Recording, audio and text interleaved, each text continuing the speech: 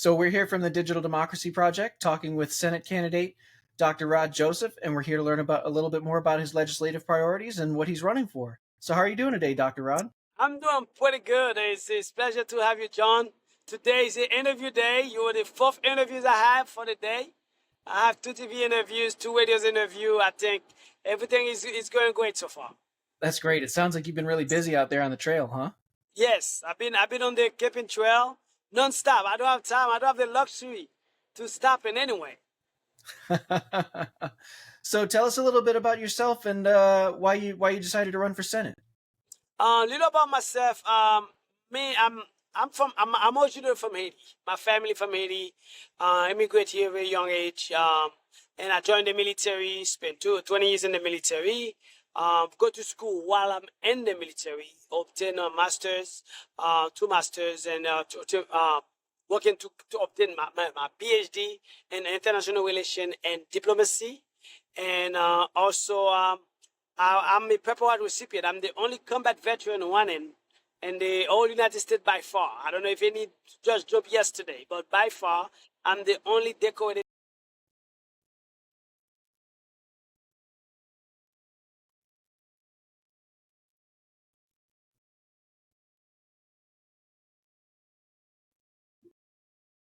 Two of my sons currently serving in the Marines, and I got my daughter with me right here. She's my manager for the week.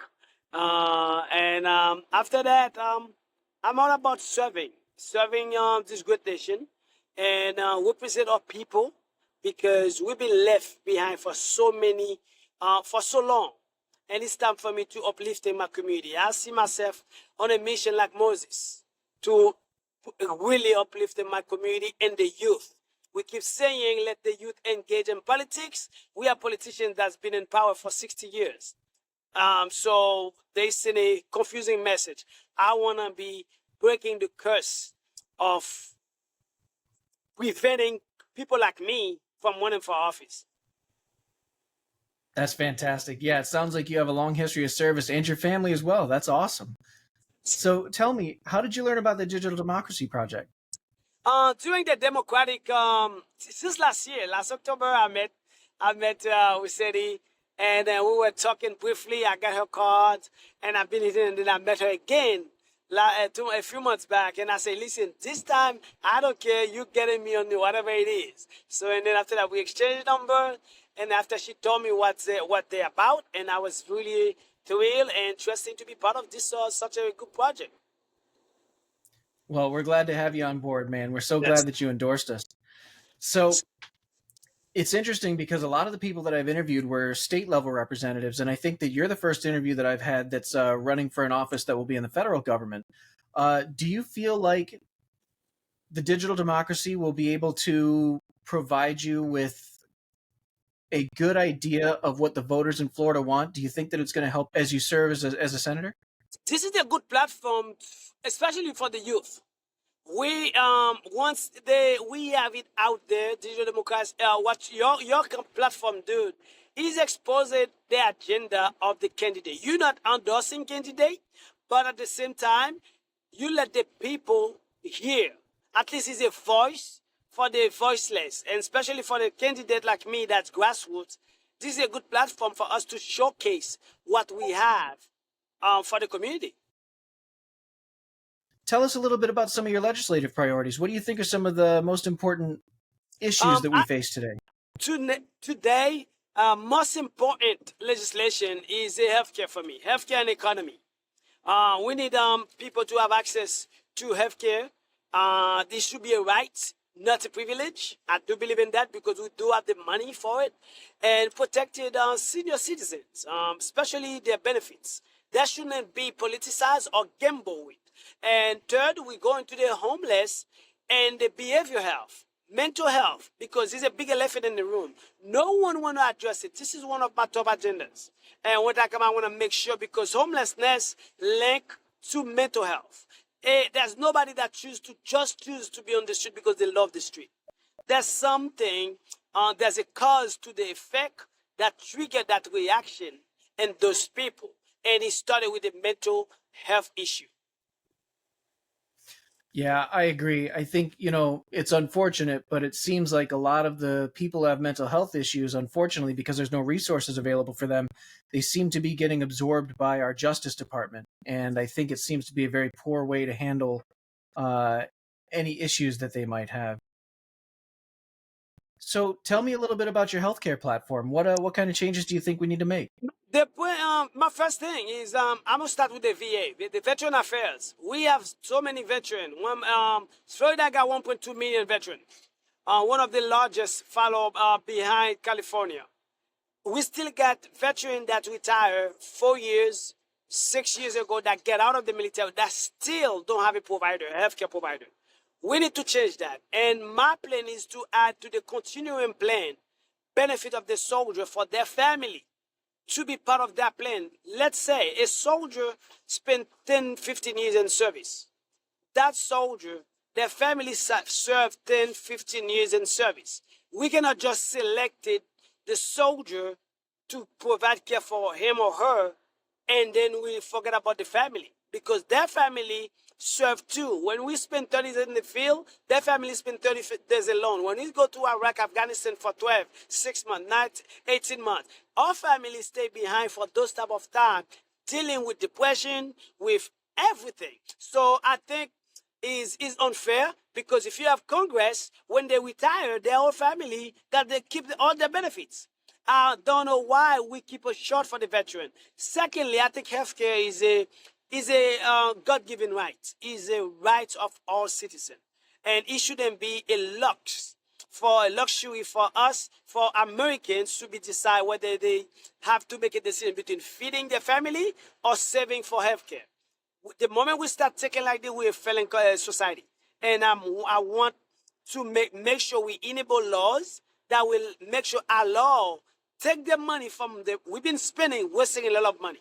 Take the money where we've been wasting it, put it in the healthcare system, stop subsidizing it because every time we subsidize it, is the government lacking of taking its responsibilities. The government can run their own healthcare system. That's the reason we don't have a hospital no more because they start building hospital, they privatize healthcare, and then they give us clinics like McDonald's and Burger King. So we need to prioritize because if you don't have a healthy society, you cannot have a healthy government. I completely agree. And so I was going to follow up with how you would expand on the VA. And it seems like what you would like to do is you would like the government to take a larger role. You would like to get more funding for the VA, and you would like it to get through its backlog and provide more efficient service, as opposed to some of the other solutions. I think I had heard someone say, well, the VA should just pick up the tab, and the people that are covered by the VA should just go and see any doctor, and then the VA should basically just pay the bill. So you don't think that that's necessarily the Diversify the solution? VA, but before the VA pick up the tab to see any doctors, we need to make sure we structure it. Because if we don't, as long as we left it in the private sector, it's still no use because we don't want the VA to be part of the privatized healthcare system. We want the government to take its responsibility to care for the VA, the veteran, because when we was our right hand to said we ready to defend this country, we travel abroad to do that. Nobody asks us anything. They just say, God defend us. But when we come back, everybody try to talking to their responsibilities. I want the federal government to be responsible for the VA and to run it, not to subsidize it to a private company. Yeah, I think that's a really interesting solution. So it's interesting too because I don't think I've ever heard anybody suggest that the family should be included as well. I think that's extremely compassionate, and I think it's a great idea. I think it would be another really good incentive for young people to sign up and serve their country.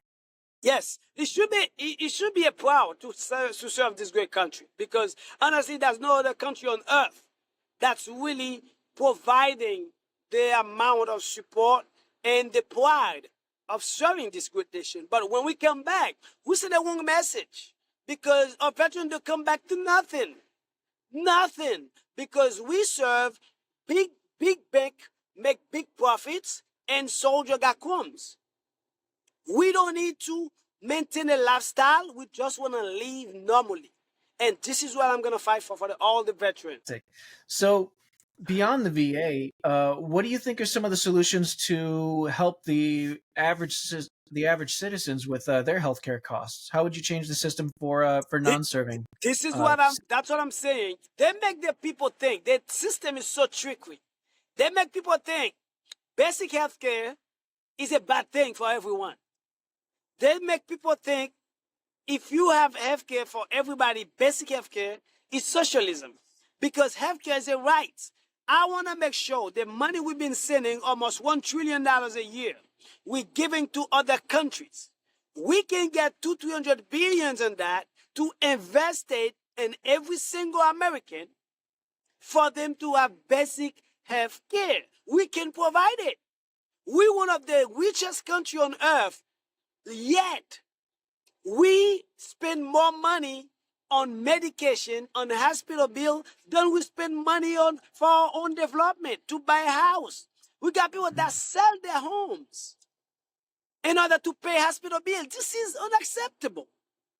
And this is why greed meet with jackals that try to see people as profit, not as human. This is when we have this problem. The government again need to stop subsidize those issues. Take control of the healthcare system. Don't privatize it. Make sure you hire people that qualify, that competent to run it.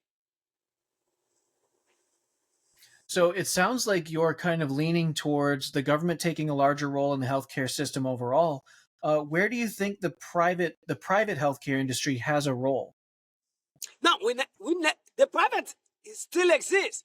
It's good if the private competed with the government, but not the private swallowing the government and the private become too big and there's no fact check, nobody to audit them because they're too big to fail. It's good if I can go to the government charge me $5, the private charge me $10, maybe I have an option. If I have the choice to go to the private, I can afford it, feel free to go. But I want every American to have access to healthcare, period. That should be there where we start. Basic healthcare, annual checkup, go see a doctor randomly just for a random checkup. Every American should have that opportunity. It shouldn't be a luxury. Insurance company is a good thing. It should never be forced. Or if the government is providing the insurance, I guarantee you it will be 10 times better than the private sector because it be 10 times cheaper. The moment the government slacking on its responsibility, that's when there's no competition. The private sector create their own competition. They create a volatile market where they put it up and down at will, where the government paying Twitter more for something they could have give for free, and then guess only person that's the winner is the insurance company because there's no competition. There's no the grass is green all year round. So there's no the moment the government try to implement any changes, they're gonna say, "Oh, we're gonna close shop." Let them close shop because one closed shop can give opportunity for 10, 20 different other companies that to come in. Give them the tools for them to create new companies instead of 5, 6 companies on everything. This is what we need to do. The government need to start doing its job. Yeah, I think you bring up an interesting point. I think a lot of people like the free market, but part of a free market is that you have to allow people to fail if they're not doing well, instead of the government coming in and subsidizing everybody. And I think it's interesting because you say that by there being a government option, it's creating a form of competition where you have a minimum standard of coverage and you have a reasonable price for services, and that the private sector should have that competition to try and increase either its level of service, or decrease its prices. So it would work something like the U.S. Post Office, where the post office has a reasonable rate for delivering packages and things like that, and then you've got your UPS and your FedEx and your DHL and your other private companies that compete with them. But in a way, the USPS kind of sets a minimum standard. No, that's exactly. You got it. You got it perfect. Because the moment we take out the government in the equation, is disastrous. Because when you got private company fighting with other private company, this is where the corruption is settled. Because they're gonna have to start using lobbyists, and lobbyists gonna have to try to lobbyists from both parties, and then now to facilitate the biggest the highest bidder. I don't want that. I want healthcare to be accessible to every American. I think that's a fantastic goal. I really hope that one day we can see a country like that. So I know that one of your other platforms, one of the other things that you find extremely important is education, especially having a doctorate in international relations, and with your educational background, I'm sure education is extremely important. Can you tell me how you would help change the education system? It's not about we human. We're scared of what changes because changes come with sacrifice and changes come with Mm, challenge. But we can make it better. And when it comes to education, if you got nationwide, we the prison system, I would budget the education system almost $100 to $1. Every $100 we spend in prison, we spend $1 in education. If you look at the wow. state of Florida, prison system, I would budget education by 80 to 1.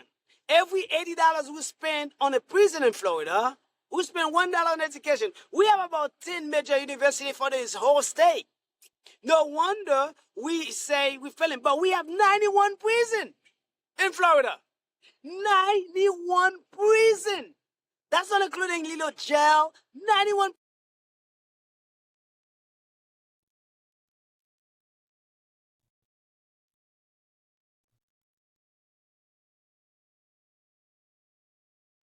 We must prioritize. If we really invest in the next generation, we must start invested in the youth, in the education.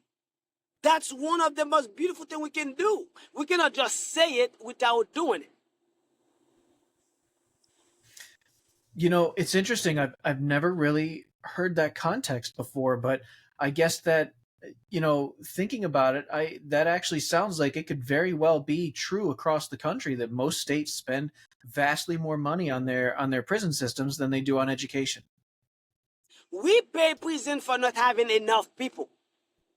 We give him, but Ah, we're not interesting. paying, we're not giving more money to school that's failing because they don't have money. So we got our priorities all jacked up. I think we need to get our priorities in order.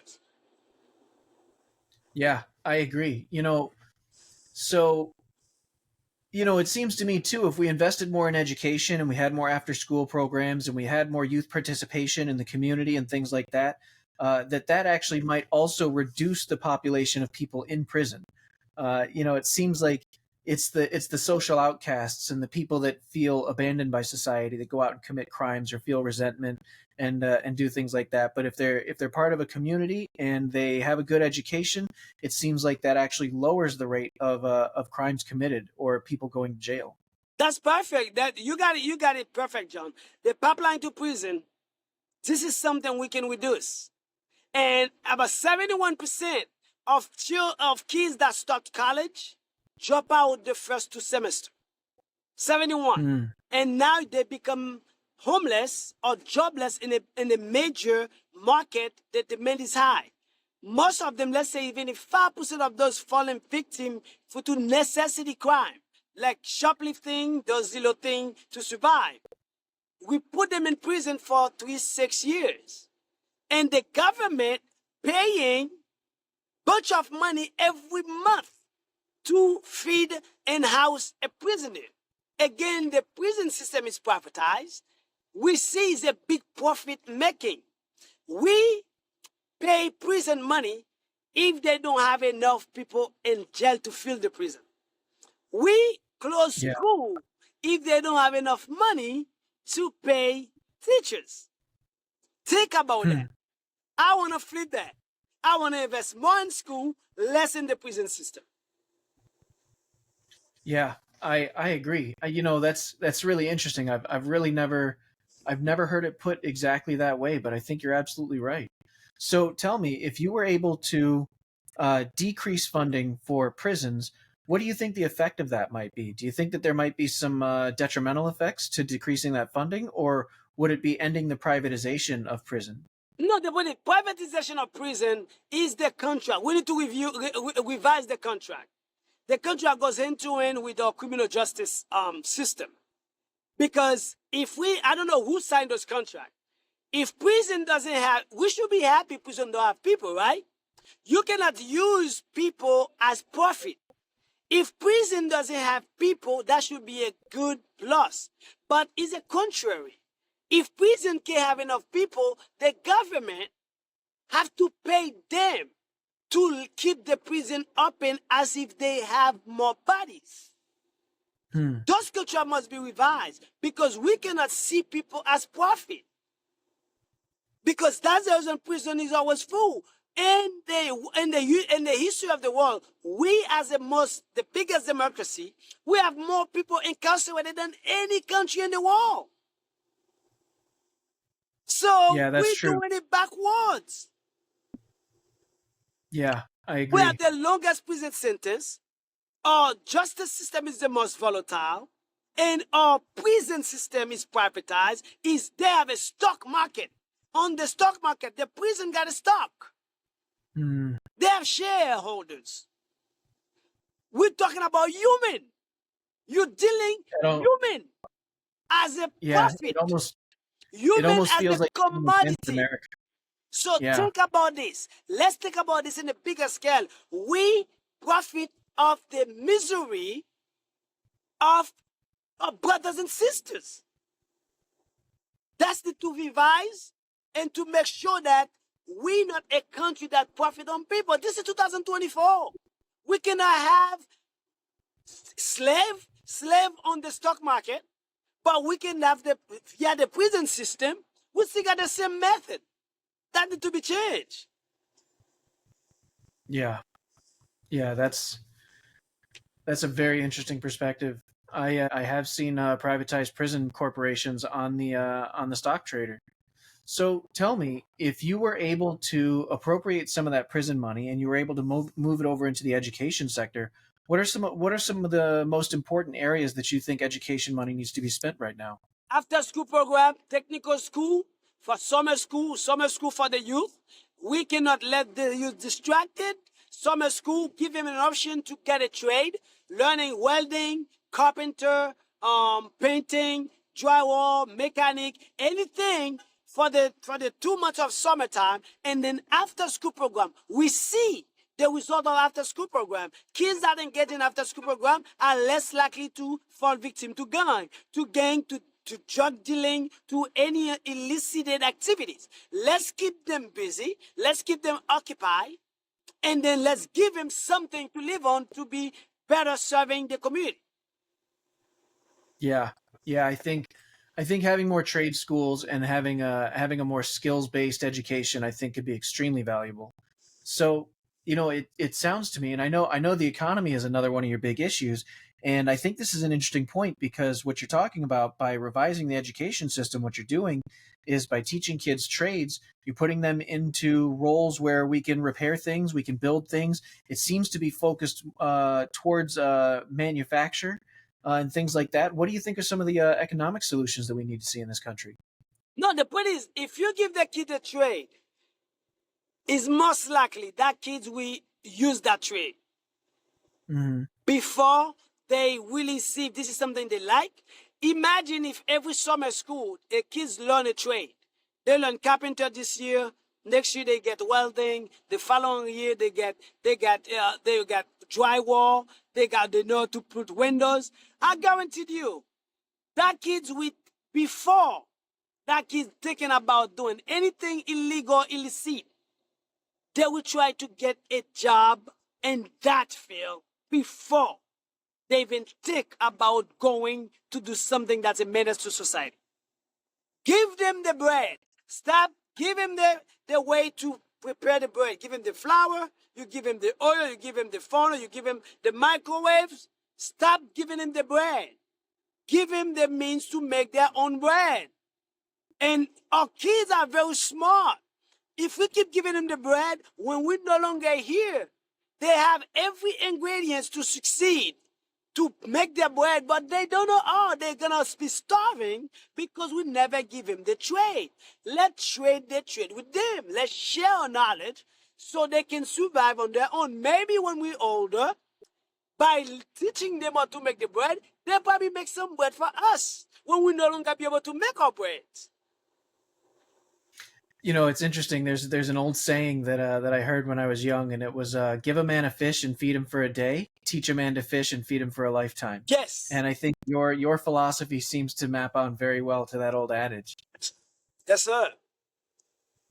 So tell me a little bit more about what you think needs to change economically for our country. Economic. We need equality, equity, and diversity.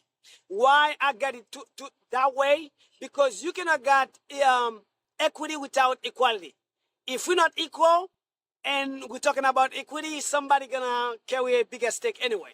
But if we equal, give us equal opportunities, equal access to wealth, equal access to money, equal access to grant, equal access to education, and then now we're talking about equity.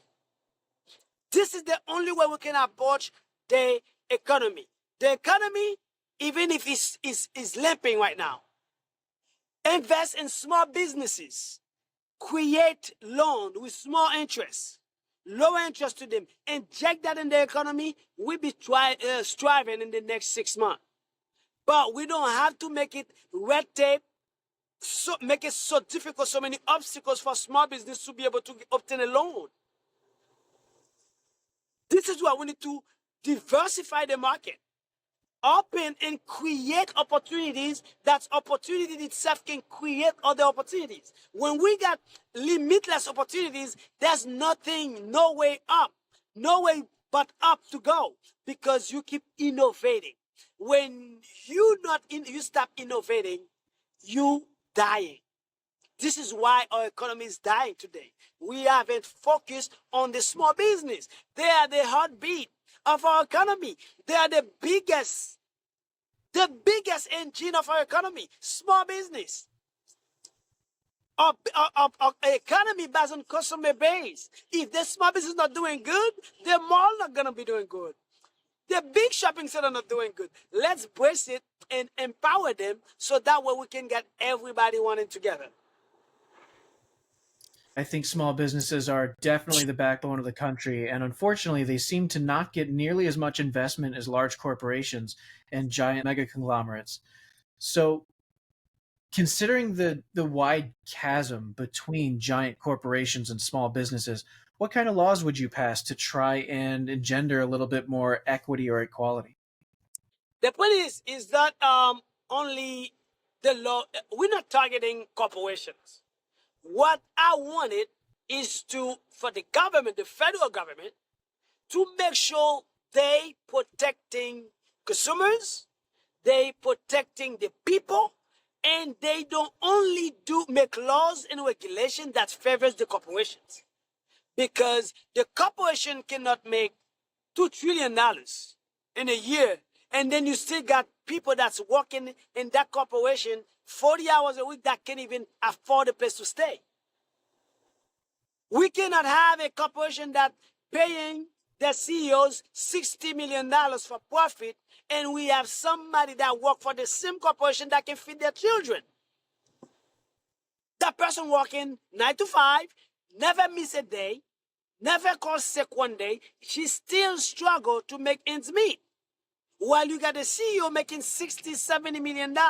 We need to rethink the way we sign the labor laws. This one, we're not attacking, we're just standing for the small guy.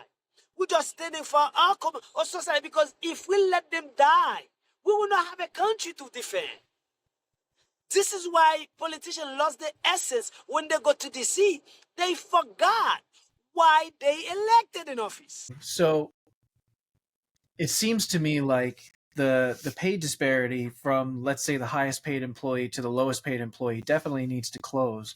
What sort of incentives or laws could be passed that the government would incentivize a company to stop paying its CEO $60 or $70 million a No, year and start paying their employees more than minimum wage? we're not. I don't. The government not gonna interfere in their everyday operation, right? Because we're not a dictatorship countries. What the government must do is to make sure that, like for example, today we got people that got masters, that got PhD that can't find a job, right? And then you got True. people that CEOs that don't even have a college degree in some That's companies. true too. So we need to make Hmm. sure we create laws that will enable people to get job based on their qualification. And if education job we come to, we state it, listed when a job posted, it will saying what quality they're looking for, and then what degree of education you're looking for.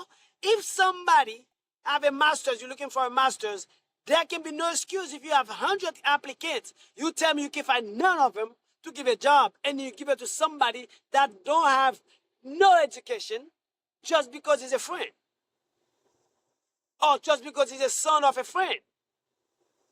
Yeah. We need Yeah. to give it Nepotism. with qualification and competence. Because if we married in the military, for you to become an officer, you have to have at least a 4 years degrees. At least. Now the boss said, you enlisted to go to officer, you're gonna go to college to do it 4 years. So the civilians counterpart, we can have the job. You say for beggar, you somebody with a master's, you want them to flip beggars. While that's why we're losing professionals, we're losing experience because those fields, they have it up. Because people that's in those fields, they got it so easy by the time they were in. 10, 20, 30 years in those positions, they don't want to retire. Because who's going to retire making 250 G's a year for doing nothing? Because time change, some of the CEOs don't even know how to use a laptop. They have assistants to True. do it. Some of them don't even know how to use a smartphone, but they have the billets. We need to bring the community, the youth. We tell them to go to school to succeed. We need to create opportunity for them. I think it's the federal government to make sure top 10 graduate in every university got prioritized when you apply for a job, because that's your character, discipline, because it's only less than 13% of people that go to college that stay all the way to the end to finish. That's your character. That's your discipline for everybody that goes to college to get a 4 years, 6 years, 8 years, and whatever years it might take. We need to create incentive for them, and as to doing business with the corporation, to make sure you don't create having 10,000 children graduate and then none of them got a job. Something is wrong. Yeah. So I've heard people complain that it seems like even entry level jobs or low skill jobs, still, when they advertise for applicants, they require college degrees for jobs that don't seem to need it. Do you feel like, on the other side of the equation, do you think it's a problem when jobs ask for too many credentials for a job that doesn't require it? No, if we do that, we're destroying our labor forces. Imagine like McDonald's now, they put bachelor degrees. They upgraded to bachelors, some little mid position, master's degree, right? So the people, the average people that drop out or high school dropout, or that never have a chance to get a college degree, you take him out of the equation, you create a bubble of complexity. Now somebody that has been to college to 4, 6 years gonna fight with somebody that got no college, no education for the same job, where there's no difference. Now you tell people there's no reason to go to school. But we keep saying school is the gate for the future. Or do we Hmm. treating a school graduate or student that way? You graduate, sorry, we got nothing for you. You're gonna flip beggar? Yes, you need a master's degree to flip beggars. That's a level entry job. So we need to, as a government, this is our job to make sure we enable laws that make sure corporations will respect when hiring, and it's still also the government job to make sure the requirement they're not exaggerated, asking me for a PhD to be able to mop a floor. That's the government got to say to do with that, because those people that got tax break, they don't really pay taxes. We can bargaining with the tax. You change your way. We're not telling you how to do it.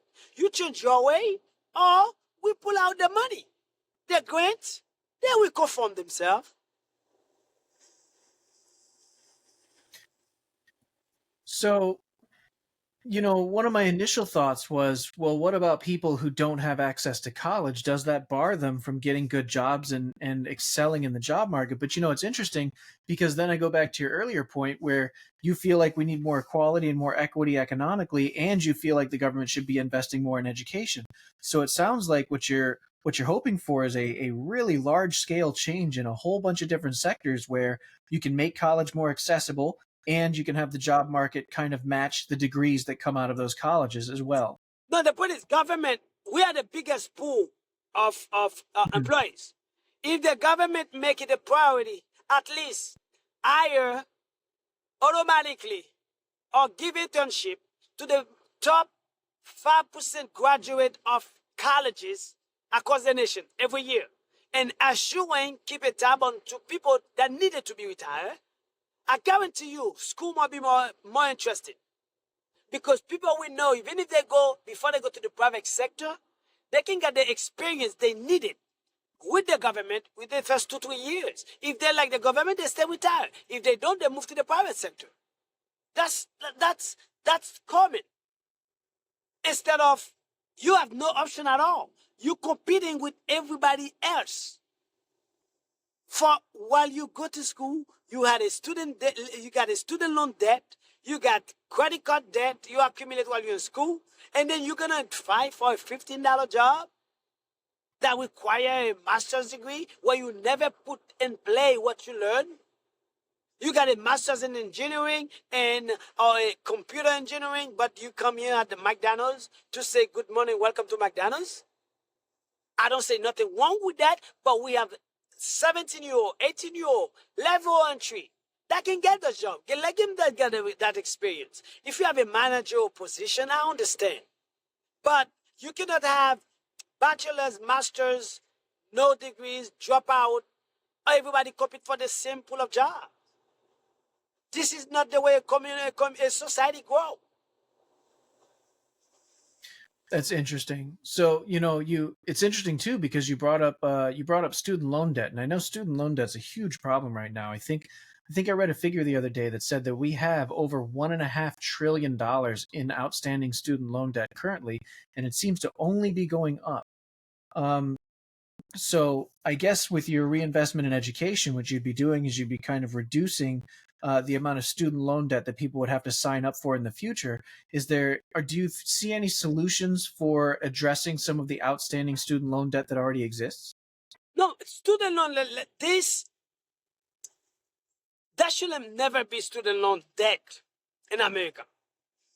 Since 1979, from the creation of the um, Secretary of Education, we should have never privatized it, because if it was not privatized, we could have had the kids that pay back by serving their country.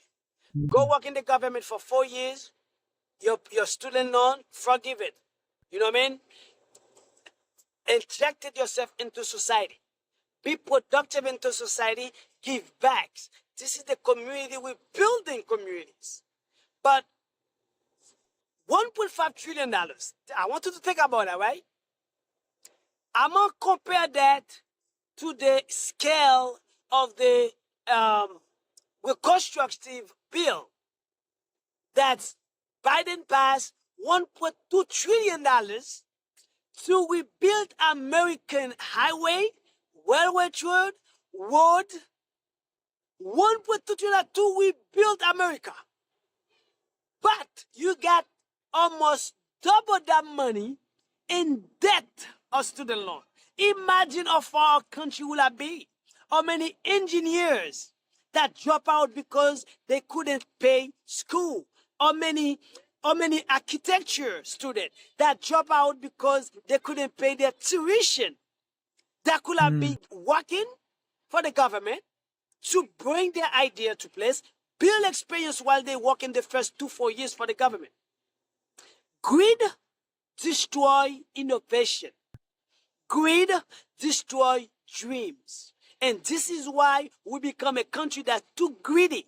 We monetize everything. There's a hurricane, 200 people die. We don't care about the 200 people that die. We care about how much the damage costs. A car accident, 2 people die. We don't care about the 2 people inside. We care about how much the car costs to replace. Mm. We have a building burning. We don't care about what we lost. We care about how much the insurance liability is. We need to start with thinking. Start focus on the people instead of the object, because every object can replace. You got one life to live.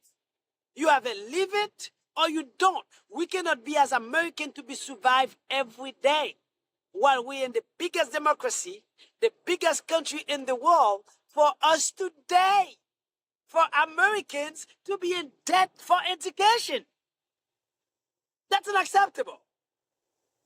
Yeah. Yeah, and I think also earlier you had brought up that 71% of students drop out before they ever attain a degree. And it seems like a lot of those students are going to carry some student loan debt while never having anything to show for it. All those people carry loan. The moment you come into the school, you graduate at school at 18, nobody gonna give you a credit card. But they will give you $150,000 loan because they know with a 15-20% interest rate, and then with the forbearance to start paying in 2 years, because that's the way they hide their shame. And then in 2 years, you start paying $1,500, $2,000 a month. And then you can pay your default on it. You got bad credit. You can get no job. You can get a job with the government. You can get a serious job. And then you start doing, this is where we start making criminals. Instead of investing, we start investing in criminality. Because we create a condition where that person, even if he or she wants, she can get out of that hole. We need to stop putting people in debt, because we cannot be a country to be proud of, a country of debt. America here for progression. We need to progress. We need to innovate. We need to inspire. We're not here to be dying. We're not made to be going to work 9 to 5 and just drop dead. We must live. As Americans, we have the rights to do so.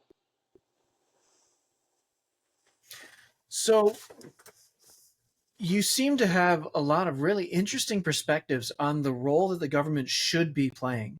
And I know that there are a lot of other candidates that feel like everything the government touches is bad, the government should never be involved in anything, that everything should always be privatized all the time.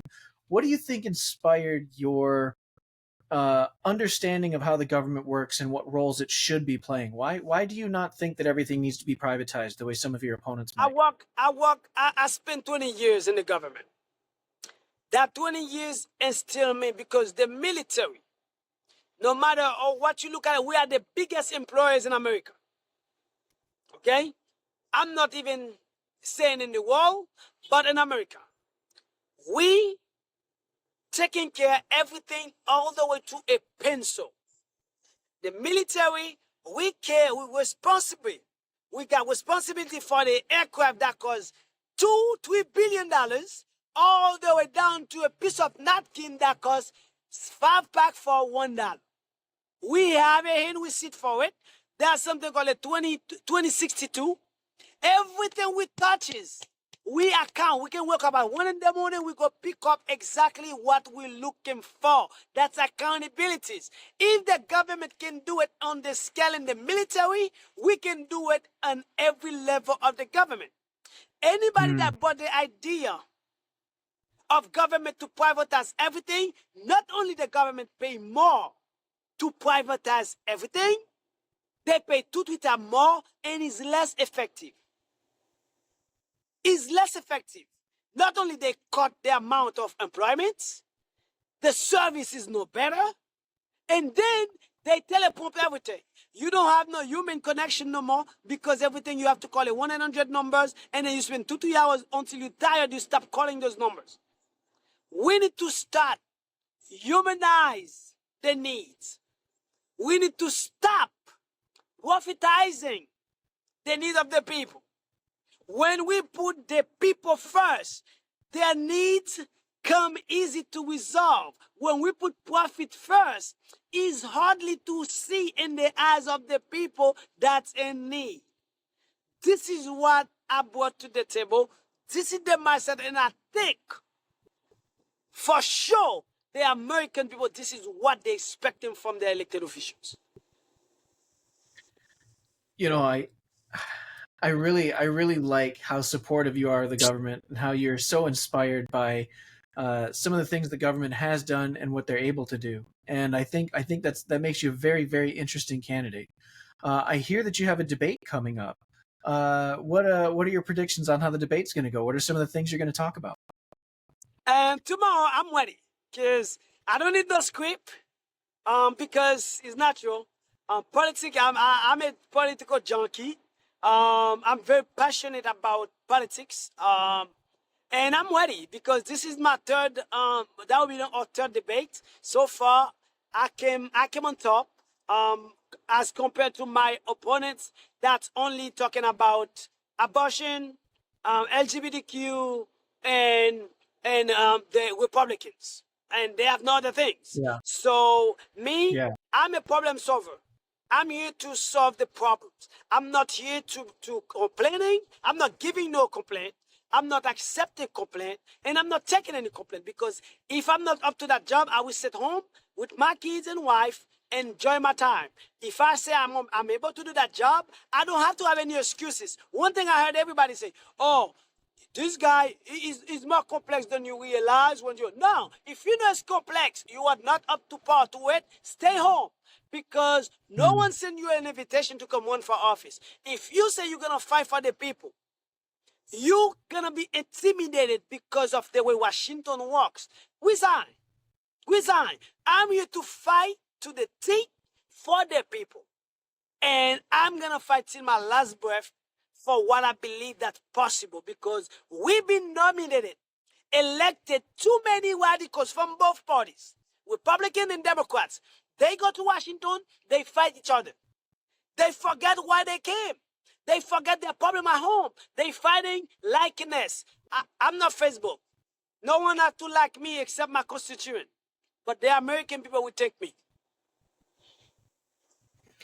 So, I think you said something at the end there that I really like, that nobody has to like you except your constituents. And, that's part of our project. What we're trying to do is we're trying to allow the constituents to communicate directly with their representatives. They should be aware of the laws that are being passed, the proposals that are going through the House, the things that even that you wanted to put through that they killed or that they didn't even allow to come for a vote. We want to know what our representatives believe and what kinds of things that you're pushing for. So I hope that if you make it to the Senate, that we would love for you to use the Digital Democracy Project and let the rest of the country know what Florida wants. So if you make it into the federal Senate, how big of a role do you think that might have for the people of Florida? Because that federal role seems to be focused on really really large scale policies that apply to the entire country. What is the payoff for Floridian voters? We the federal tend to pretend they don't have powers over the state. That's a lie because we vote for budget. We allocated Hmm. budget for based on the state demand. We can withhold money from giving to certain state if they're not in line with respect of the federal laws. This Hmm. is where we can get them to compromising and to come to make sure to do what's right for the citizen. So this is what if I have to filibuster every bills that will come in the Senate, I will do it until I can't no more. Until they adjust it, I will make sure I expose everybody that try to make backdoor deal that will be against their own constituent. Because as a senator, we not only represent one state, we represent all Americans. And I'm proud to do that. I think that's a fantastic message. I really appreciate you being here, Dr. Rod, and I wish you all the luck in the world, in your race and in your debate. I hope everything goes well for you. And if you don't mind, I'd like to have another interview with you in the near future. Well, thank you so much, and say thank you to the team. I'm very appreciate, guys. Listen, we need more young people like you guys, more organization like you guys to push the message, pure and uncut, because American people deserve to know the truth. Beside the mainstream media, they need to know people with the right agendas. Well, that's definitely our goal. That's what we're trying to do. So hopefully we get the message out there and we can both be successful. Yeah, thank you. People can check my website at www.rodjoseph.org, and you can donate, you can volunteer, join the movement, because we're stopping in Washington, D.C. Thank you again for everything, Dr. All Rod. We'll right. talk to you soon. Thank you, brother.